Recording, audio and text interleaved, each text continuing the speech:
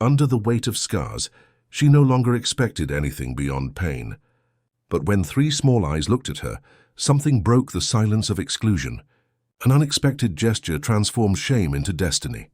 Subscribe to the channel and witness how one act changes an entire story. In the village of Serra das Almas, nestled among the mountains of Minas Gerais, where time seemed to have forgotten to advance, life had its own laws. There, a woman's dignity was measured by her ability to bear children, to perpetuate the ancient lineages that sustained local traditions. Conceição Alvarenga, a 43-year-old widow, carried in her body and soul the marks of someone who had dared to challenge this natural order, even without ever choosing such a challenge. Her husband, Teodoro Alvarenga, a respected man from a traditional family, had left this world 5 years ago, leaving her alone with the shadow of what could have been. No children, no descendants, having failed to fulfill the purpose everyone expected of her. Whispers followed her like flies on an open wound. Dry inside, the women would say while crossing themselves. Cursed, the men would murmur solemnly at wakes and parties. God's punishment, the devout women affirmed in the main church. But it wasn't the words that marked Conceição. It was the whipping. Donna Clotilde, Teodoro's mother, had never accepted her childless daughter-in-law. On the day that marked 1 year since her son's departure, intoxicated by grief and resentment, she publicly accused her daughter-in-law of refusing the blessing of Saint Joachim and denying the family's future. The village council, formed by local patriarchs and the priest, decided that Conceição needed to be purified, and the purification came in the form of punishment. 70 lashes with sisal ropes. In the public square, under the gaze of the entire community, Conceição didn't scream. She fell to the ground on the 40th blow. They lifted her by her hair. She received the rest on her knees, eyes fixed on the church's crucifix, as if trying to understand the divine silence. Since that day, she never again wore dresses that showed her back. The scars formed a map of pain on her skin, like twisted roots of dead trees sunk into fertile soil. No one touched her anymore. No one looked her in the eyes. She now lived on the edge of the village, in a mud house with a patched roof, among skinny chickens and a small yard where she tried to grow herbs and cassava. Children ran from her as if from a haunting. Women turned their faces when they met her at the only local store. Men pretended she didn't exist. She survived by sewing for others, preparing medicinal teas, and keeping silence like a treasure. In the same village, also marginalized, lived Jurandir, a man with copper skin and features that revealed his Pataxo ancestry, a widower reserved with a deep gaze and calloused hands. Since Iracema, his wife, had departed after complications in the birth of their third child, he had been raising the children alone. Raoni, a boy with lively eyes and 9 years old, Jandira, a serious girl of 7, and Mayara, the youngest at 5 years old, who carried in her face the same delicate features as her mother, all raised between indigenous tradition and the need to survive in a world that saw them as strangers. Jurandir never asked for favors from anyone in Serra das Almas. He fished in the river, cultivated a small field, collected honey, and hunted with a bow and arrow that he made himself. He taught his children the stories of his people, the almost forgotten language, and respect for the land that gave them sustenance. He was feared by some, despised by others. For most, he was just the savage or the half-breed. For his children, he was the center of the world. Life followed its seemingly immutable course until drought punished the region as it hadn't been seen in decades. 3 months without a drop of water. The streams dried up, the plantations died, the cattle began to fall. And then, when everyone was already doubting divine mercy, the sky opened with lightning and thunder. The rain fell as both punishment and blessing. Streets turned into rivers of mud, roofs gave way, mud walls melted like sugar. Conceição's small house didn't resist. Water invaded everything, destroying the little she had. Trying to save a bag of flour, she slipped and fell, hitting her head against the corner of the wood stove. She lay there unconscious, as the water rose around her like a serpent seeking to suffocate its prey. In the morning, when the rain gave a truce, she heard knocks on the door that still stood. With difficulty, her body aching and a deep cut on her forehead, she dragged herself there. Upon opening it, she saw 3 Pataxo children soaked but with firm gazes, holding baskets covered with banana leaves. In the first, cassava and fresh corn. In the second, medicinal herbs and honey. In the third, a piece of smoked meat and bananas. There was no explanation, just the silence of the children and the absence of their father. Jurandir wasn't with them. Conceição tried to ask, but her voice failed. She felt her head throbbing, her body weak from hunger and the blow. The children didn't wait for an invitation. They entered, cleared away the mud, improvised a platform with boards to raise the few belongings that were saved. Raoni lit the fire with surprising skill. Yandira organized the herbs and began to prepare a poultice. Little Mayara approached with a bowl full of clean water mixed with Jatai honey. Conceição didn't understand. Why would those children, sons and daughters of the savage she barely knew, be there helping her? She, whom even her own people didn't consider worthy of compassion. The answer came at dusk, when Jurandir's silhouette appeared in the doorway. He didn't enter. He didn't speak.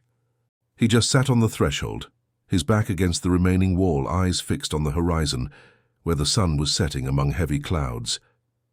His bare feet firmly planted in the mud, his hands working a piece of wood that gradually took shape under his knife. Conceição observed, not understanding what was happening, but without feeling fear. There was something in that silent presence that didn't judge her, didn't measure her, didn't punish her. It was just there, like the mountains that surrounded the village, immutable, resilient, eternal. In the days that followed, the children returned. Without fanfare, without explanations, they simply appeared at dawn, helped rebuild what the rain had destroyed, shared the little they had. Mayara, the youngest, began to follow Conceição like a tiny shadow, watching attentively as she sewed or prepared remedies with the herbs she knew. One afternoon, when it had been 2 weeks since the storm, Conceição finally gathered the courage to ask the little girl why they were there. The child, with large expressive eyes, answered with disconcerting simplicity, "Daddy said you know pain, and that only those who know pain know how to care without hurting." The answer echoed in Conceição's mind like the church bell on Sundays. Jurandir continued to appear at dusk. He rarely entered the house. He would sit in the yard, fix something broken, leave cut firewood, and depart without goodbyes. He never demanded anything in return. He didn't charge for the food, for his children's help, for the roof he remade with straw and wood. But he also never prevented the children from returning. One morning, Dona Josefa, the village midwife and the only person who still spoke to Conceição, appeared with the excuse of borrowing some fennel. In truth, she came driven by curiosity about the rumors that were circulating. "The savage's children are living with the cursed one," they said.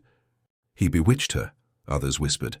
Conceição offered coffee made with the beans Raoni had brought days before. Seated at the improvised table, the old midwife observed everything with eyes that had seen many be born and depart. "People talk, my child.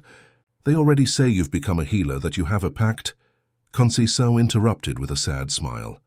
"Dona Josefa, I've never been anything beyond what you see, a woman who couldn't give children to her husband and paid for it. Now these children, they came like the rain, without me asking. And they stayed." The midwife took a long sip before answering. "Look, I'm not here to judge. I've seen many unjust punishments in this life. But I need to warn you. Mr. Almeida is saying he'll talk to the priest and the council. He says it's a shame for a Christian woman to be living with savages." Almeida was the brother of the late Iracema, Jurandir's wife. He had never accepted his sister's marriage to an indigenous man and, after her departure, had tried to take the children, claiming they needed to be civilized. Jurandir had resisted, supported only by Father Damião, who saw more Christianity in the indigenous man's actions than in the words of many who frequented the church. "He has until the next full moon to decide," Dona Josefa continued. "They say they're going to have another council meeting, and you know what that means." Conceição knew. The council meant judgment, and judgment in Serra das Almas rarely ended without punishment. Her back throbbed with the memory. That afternoon, when Raoni appeared with a bag of fresh corn, Conceição noticed that her hands trembled as she prepared the fire. The boy, observant like his father, noticed her uneasiness. "Did something happen, Dona Conceição?"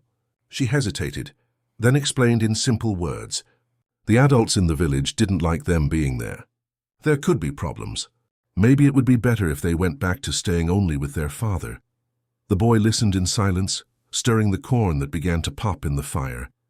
When she finished, he responded without taking his eyes off the flames. "Before you, we ate alone." Mayara hadn't spoken since our mother left. Father worked too much, returned too tired. Here she sings again. Conceição felt her heart tighten. At that very moment, little Mayara came running in, holding in her hands a thrush with a broken wing she had found. "Can we take care of it?" The girl's eyes shone with a mixture of pleading and hope.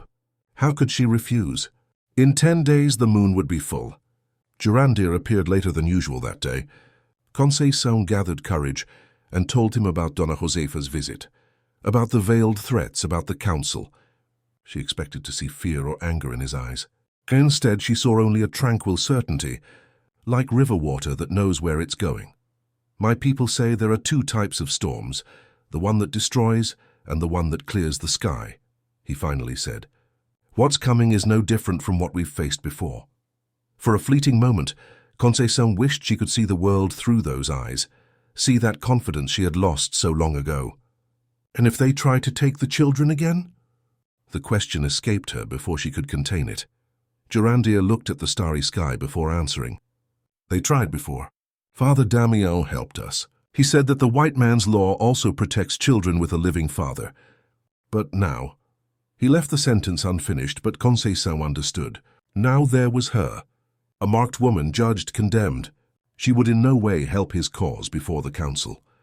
The first hostile act came 3 days later, a stone thrown against the window during the night with a message attached.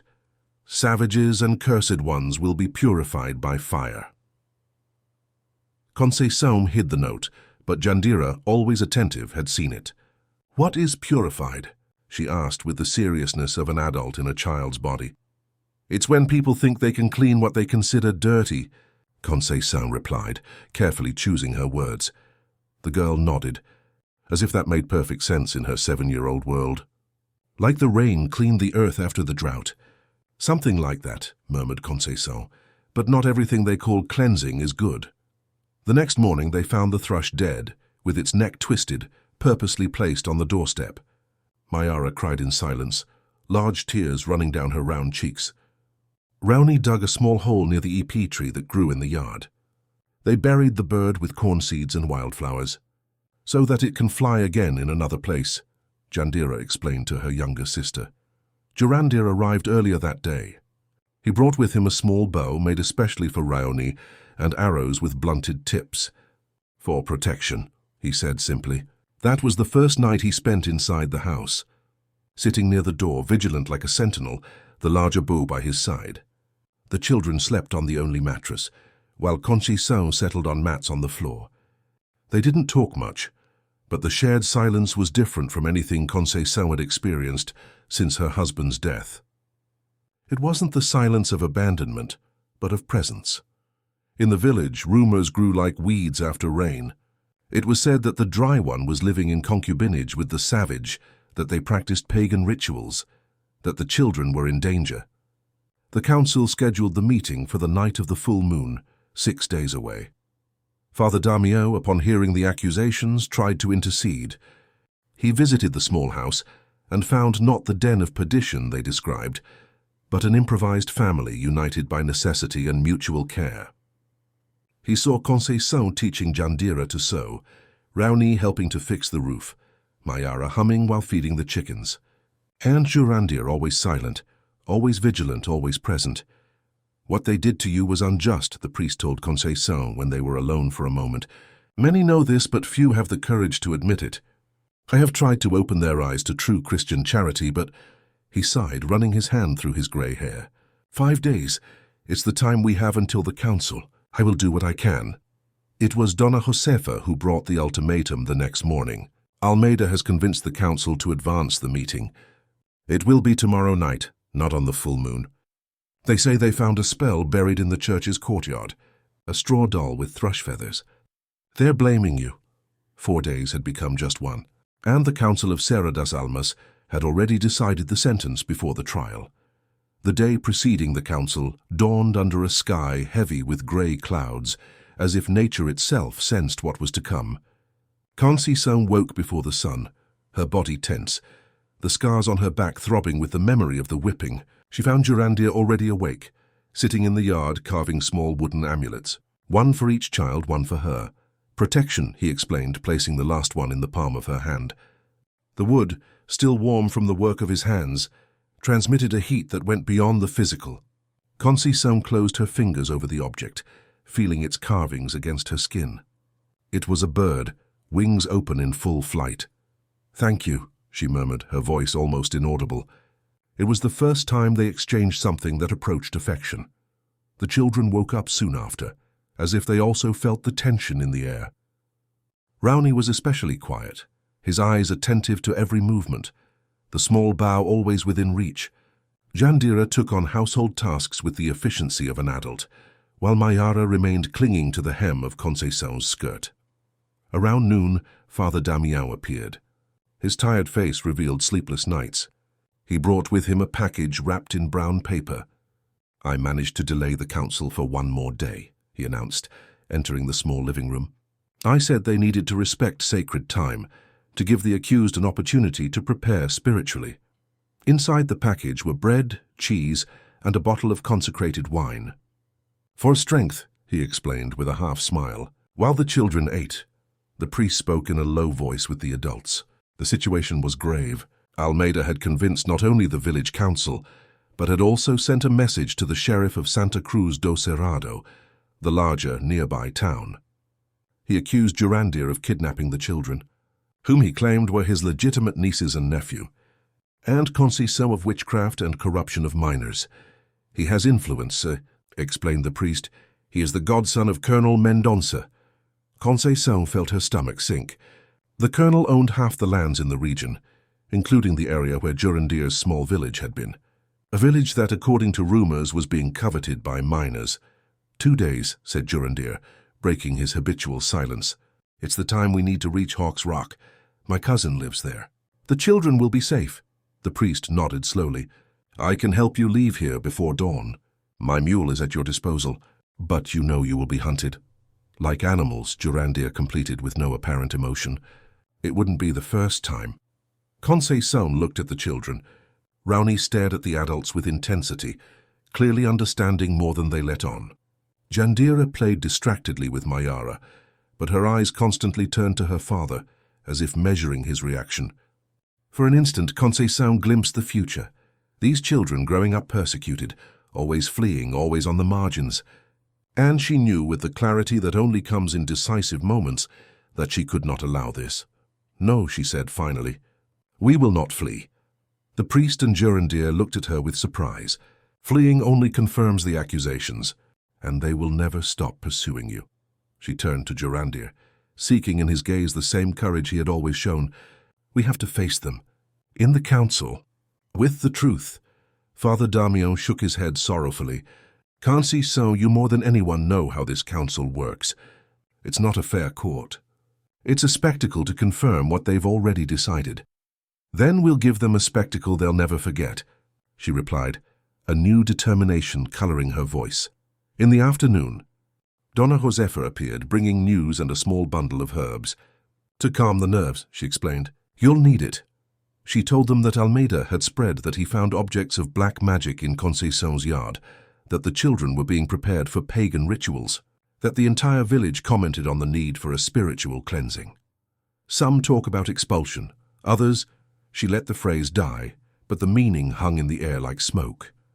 The fires were not just metaphors in the witchcraft stories people told. The rest of the day passed at a strange rhythm, simultaneously slow and too fast. Conceição sewed her best dress, washed her hair and fastened it with the comb that had been her mother's. She prepared the children, instructing them on how to behave the next day. Jurandir left briefly and returned at dusk with fresh herbs and a rabbit he had hunted.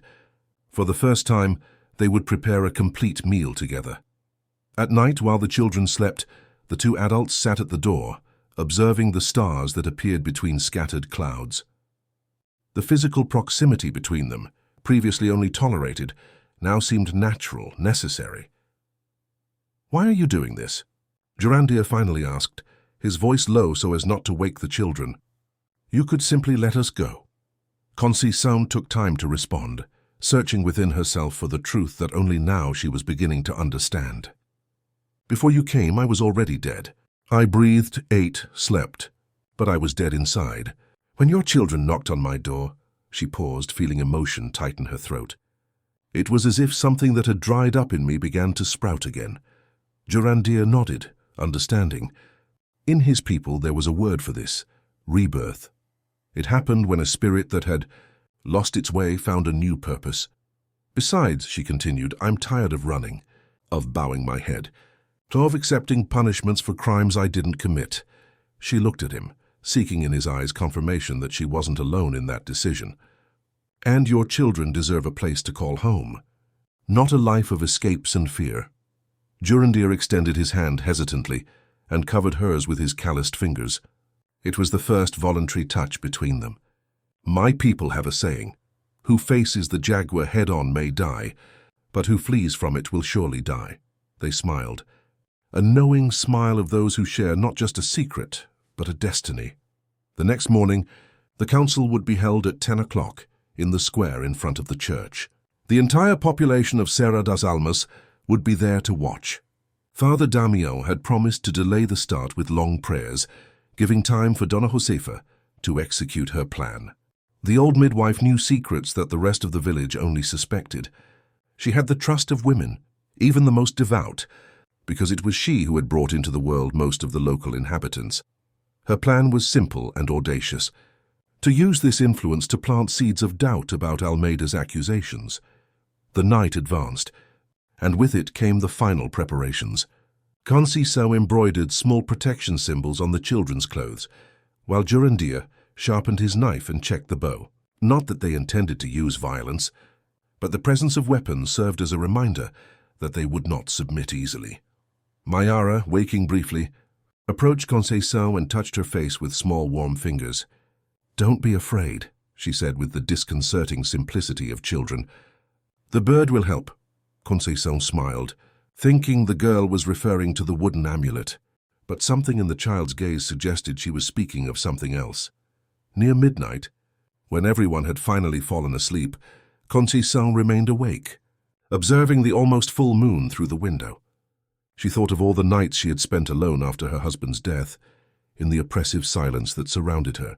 She compared it with the soft sound of the children's breathing, Raoni's occasional murmur during sleep, Girandia's solid presence in the corner of the room, and she knew with absolute certainty that she would fight for that improvised family that fate had brought her, even if it meant confronting the entire village, even if it meant another punishment, even if it meant— No, she wouldn't think about that. She wouldn't allow fear to dominate her again. At dawn, the first rays of sun found the 5 of them already awake, dressed in their best clothes, prepared for what would come. The little thrush that Mayara had buried beside the EPA might have died, but its lesson remained. Even small and fragile things deserved respect, protection, a chance. Like that unlikely family, like the hope growing in Conceição's heart, fragile but persistent like a sprout breaking through asphalt, the council awaited, and they were ready to face it. The central square of Serra das Almas seethed like a disturbed anthill. Men in hats and women in colorful scarves gathered in small groups, whispering and pointing, when Conceição and her unlikely family appeared at the bend in the path. Girandia walked slightly ahead, proud, his face impassive like a mask carved in ancient wood. Conceição came right behind, her hands firmly holding those of Mayara and Jandira. Raoni closed the small procession with the vigilant gaze of a sentinel, the small bow crossed on his back as a symbol of his heritage. Father Damião waited on the church steps. In full vestments, the Bible open in his hands like a shield against the injustice he foresaw. Beside him, the 7 members of the village council occupied improvised chairs. The apothecary, the richest merchant, 2 farmers, the teacher, the carpenter, and Mr. Almeida, whose face contorted in contempt barely disguised the anticipated triumph. "We are here," announced the priest, raising his voice above the murmurs, "to seek the truth before God and men, to judge with justice and mercy, as our Lord taught us." He made the sign of the cross, a gesture automatically imitated by almost everyone present, except Jurandir, who remained motionless, eyes fixed on the horizon as if seeking something beyond that square, that moment. "The accusations are serious," the religious man continued. "I ask that they be formally presented, so that the accused can defend themselves." Mr. Almeida stood up, adjusting the worn jacket he rarely wore. He cleared his throat, savoring his moment in the spotlight. "I accuse Jurandir, known as the Savage, of kidnapping the children, who are the legitimate offspring of my sister, God rest her soul. I accuse him of corrupting them with pagan practices, distancing them from the true faith and civilization." He made a dramatic pause, then turned to Conceição. "And I accuse this woman, Conceição Alvarenga, already known for her inability to generate life, of practicing witchcraft, of maintaining sinful relations with a savage, and of participating in the corruption of these innocent children." A murmur ran through the crowd. Some older women made the sign against the evil eye. A man spat on the ground. Father Damião raised his hand, asking for silence. "Serious accusations require convincing evidence," he declared, looking directly at Almeida. "What evidence do you bring to support such claims?" Almeida smiled, a smile that didn't reach his eyes. He made a gesture, and a young man approached, bringing a burlap sack. "We found this buried in their yard." He opened the sack, exhibiting for all a straw doll tied with red threads, thrush feathers stuck where the heart would be. "Black magic," he sentenced, "to bewitch the children, to curse our village." A new wave of murmurs, more intense this time. Conceição felt her body freeze. She had never seen that object, but she knew exactly what it would mean to those superstitious people. She remembered the dead thrush placed at her door. Someone had planned all this in advance. Jurandir remained impassive, but she perceived the tension in his shoulders, like a bow stretched to its maximum. "The children," Almeida continued, "deserve to grow among Christians, learning civilized customs, not among witches and savages who deny the true faith." He turned to the council. "I demand justice, that the children be handed over to me, their legitimate uncle, that the Indian be expelled from these lands, and that this woman—" He left the phrase in the air, but the meaning was clear in the eyes that shone with poorly contained hatred. It was then that Dona Josefa, until then silent among the crowd, advanced to the center of the square. Her voice, normally sweet when cradling newborns, sounded clear and cutting like a blade. "Lie!" The word exploded in the air like thunder on a clear day. "I know every child who was born in this village in the last 50 years. I brought them all into the world with these hands." She raised her wrinkled hands, showing them to the crowd. "Including you, Almeida." The man paled slightly.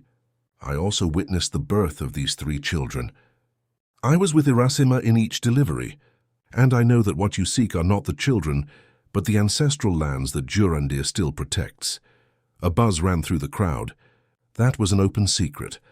The area where the old Pataxo village was located had recently been coveted by miners, and it was said that Almeida would serve as an intermediary in the deal, for a generous commission. "As for witchcraft," the old midwife continued, approaching the straw doll with decisive steps, "anyone can make a doll like this, including someone who wishes to incriminate others." She looked directly at Almeida, who averted his gaze. At that moment, Raoni took a step forward, his expression serious, carrying a weight greater than his age. "I saw," he said, his voice childish but firm. "I saw when he," pointing to Almeida, "entered our yard last night while we slept. He buried something and left." The revelation fell like a stone in still water, creating waves of astonishment. Almeida advanced, furious. "Lying brat! Son of a savage without—" "Enough." Conceição's voice cut through the air like a whip, surprising everyone with its intensity. Years of forced silence broke into a torrent of words she didn't know she possessed. "For 5 years I accepted the unjust punishment. I carried on my back the marks of cruelty disguised as justice. I allowed them to call me cursed, dry, unworthy." She took a step forward, her eyes fixed on the council members. "But I will not allow the same lies to be used to harm these innocent children." With deliberate movements, she turned her back to the crowd and lowered the fabric that covered her shoulders, revealing the coarse scars that marked her skin like a map of suffering. A collective gasp ran through the square. Many lowered their eyes, unable to face the physical evidence of the injustice they had allowed. "These are the marks of your justice," she declared, recomposing her clothes and turning again to the council. "I am ready to receive more if necessary, but I will not allow them to touch these children or the man who raised them with more dignity than many who call themselves Christians in this village." Jurandir, who until then had remained silent, took a step forward, placing himself beside Conceição. He didn't touch her, but his proximity conveyed support more eloquent than words.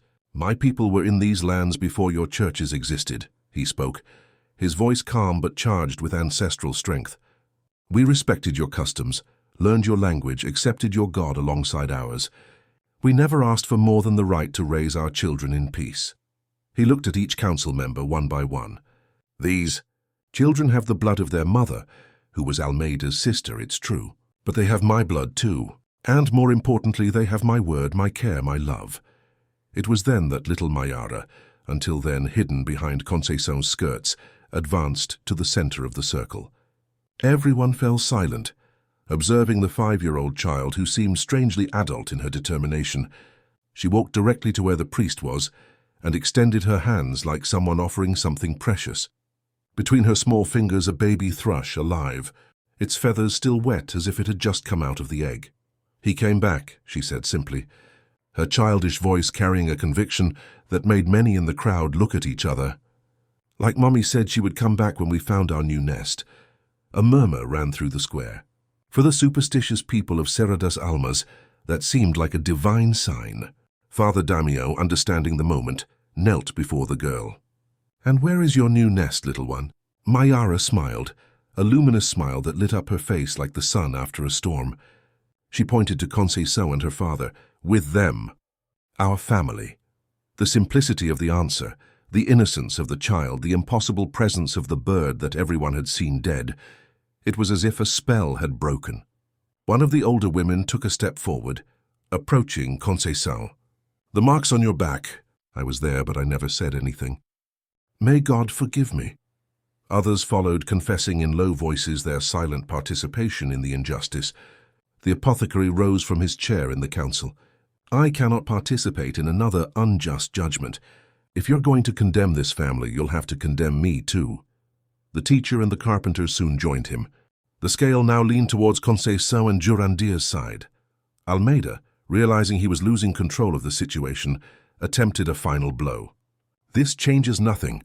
The laws of men and God do not allow an Indian and a barren woman to raise Christian children. It's not natural. It's not right." It was Father Damião who responded, closing the Bible with a decisive gesture. "The laws of God speak of love, compassion, care. These children are loved. They are protected. They are educated with values that many here should relearn." He looked directly at Almeida.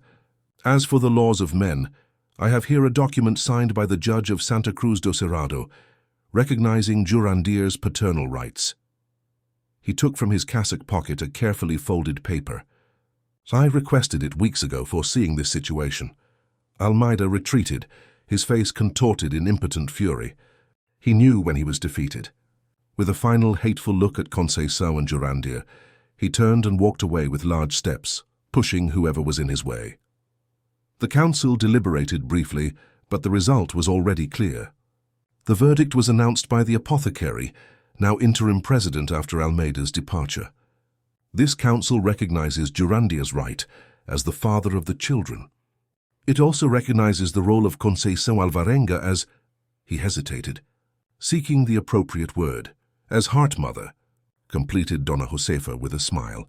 "And furthermore," continued the apothecary, "this council asks public forgiveness from Conceição Alvarenga for the unjust punishment she suffered. We offer compensation in the form of communal lands for her family."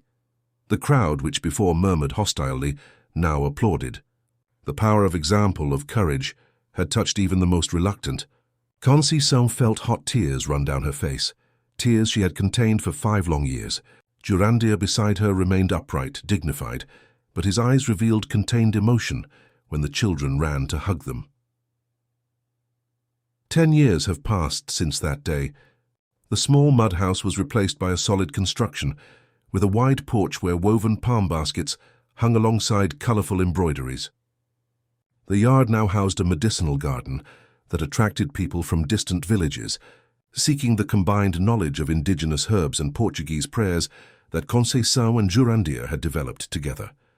Raoni, now a young man of 19, was studying in the capital to become a teacher, determined to return and teach the village children both the knowledge from books and the traditions of his people.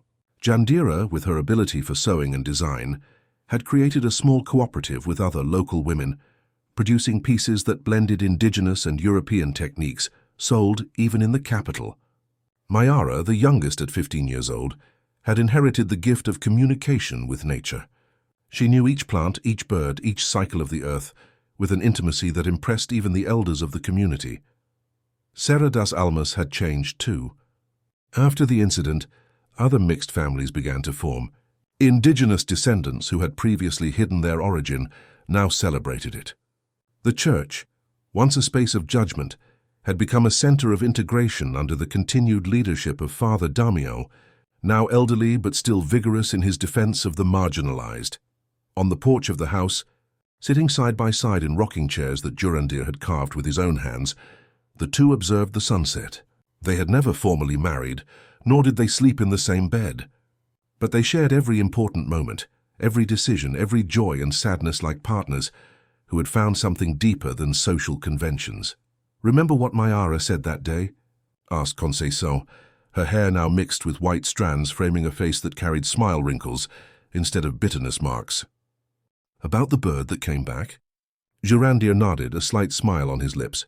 She always knew how to see beyond what the eyes show.